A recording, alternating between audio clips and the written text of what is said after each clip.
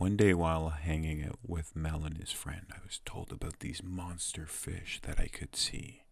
And while they were telling me, this animal flew in and, well, that distracted me because I've never seen a praying mantis in Jamaica. I think this might be the grass praying mantis. So I hung out with it for a bit and then it flew off. But back to this fish.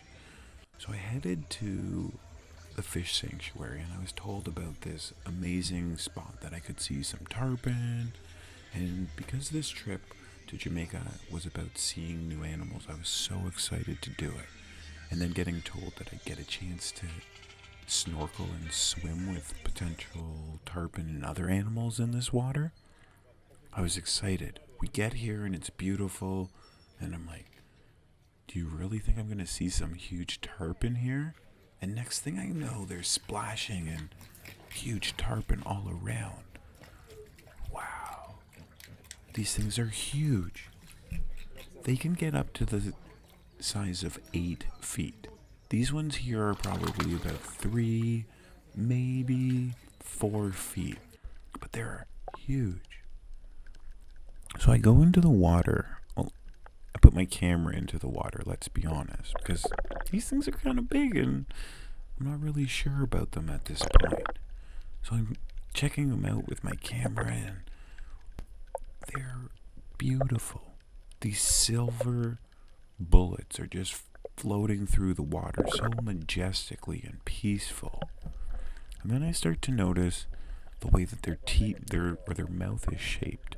And then I start thinking, wait, I don't think these things eat humans. They only eat crabs and stuff like that. And then I start thinking more and more, and I'm like, wait, they don't even really have sharp teeth. Their teeth are more like sandpaper, and they sort of crush their food. Oh, well, maybe I should go into the water.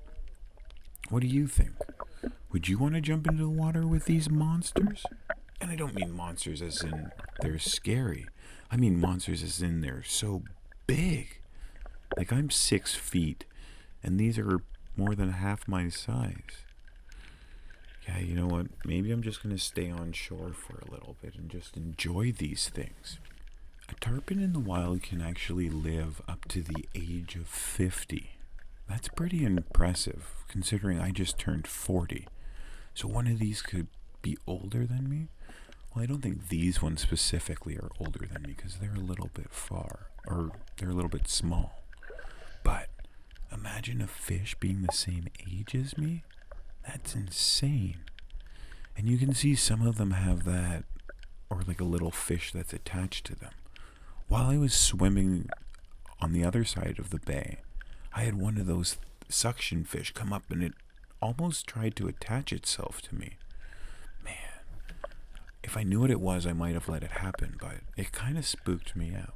So I kind of scared it away. I wish I had a video of that. But tarpon are day and night feeders, so they are fairly opportunistic hunters, if you ask me. And the cool thing about them is they can actually breathe air. Because of their swim bladder, they can actually grab air from above the water and dive down with it. That's pretty cool. So now that we're actually accustomed to the fish, we go out and we start swimming around, and in the sanctuary there's actually not that many fish around, or not as many as I was expecting. We saw a couple sea cucumbers, and maybe the coolest thing was an eagle ray. Except this one was small, and it didn't really want to get close to me or let me get close to it. But if you want to see one, check out my eagle ray video, because that's really cool. And then we continued swimming around and sort of goofing around. And yeah, Jamaica, I love you too. And while we were swimming around, we saw a few fish. There's a barracuda and some other fish. A couple rock lobsters that we saw. These are different than normal lobsters because they don't actually have those big pincers. They actually use their antenna as their claws, and they slap it on the fish that they're eating, or the whatever animal that they're trying to eat. We saw a few small schools of fish, But we're in a fish sanctuary. I thought that we would have seen so many schools of fish, and not just these teeny tiny ones, but bigger ones. Here's another rock lobster, and it's actually out of its home, so it's a little bit easier to see. You can see those giant claws or antennae that are in front of them. That's what it uses to stun its prey and then grab it with its other claws.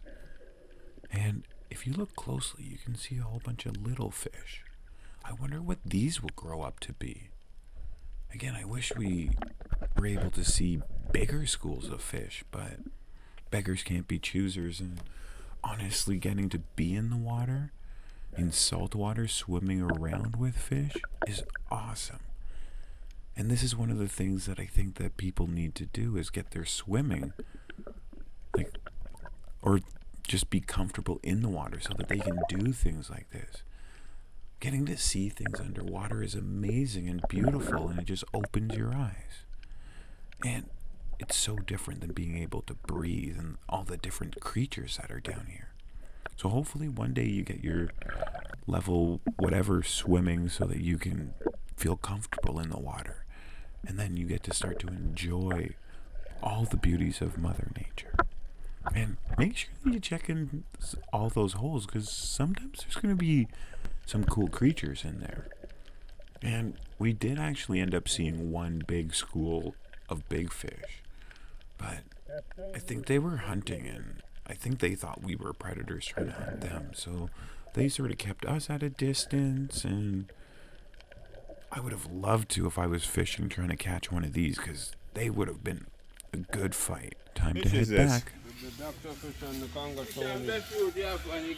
roast breadfruit and I hope that you've enjoyed learning about Jamaica's wildlife with me. Well, until next time, stay safe, have fun, and keep enjoying the wildlife.